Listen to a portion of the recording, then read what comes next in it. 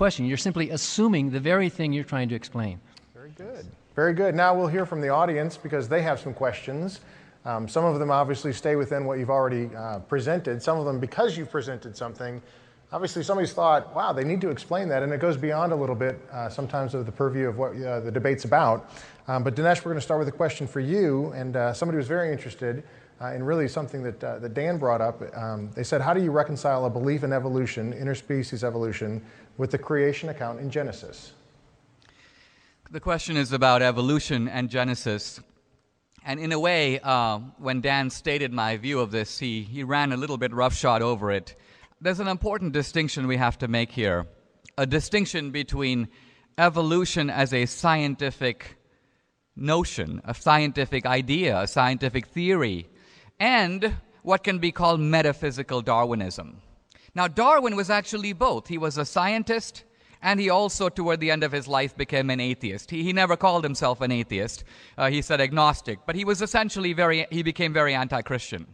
Why did Darwin become anti-Christian? It had nothing to do with evolution. Darwin became very angry at God because one of his children, his young daughter Annie, at the age of 10, became sick and died. And Darwin said, from that point, I decided, almost as a form of revenge against God, to reject the Christian God. Now, evolution is an explanation. It's not an explanation of life. Many people think evolution explains how life got started. Wrong. Evolution assumes life. Evolution assumes self-replicating cells. A self-replicating cell has all the built-in complexity of a computer. Darwin didn't even try to account for that. He said, I'm assuming that. I'm going to try to show you how we go from life form A to life form B.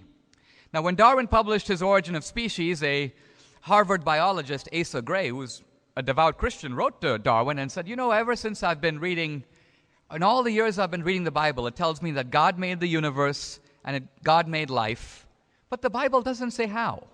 Your theory of evolution offers a very good explanation of how this may have all come to pass. And Darwin was thrilled. He actually took Asa Gray's letter and would publish it in subsequent editions of the Origin of Species. So here's the bottom line.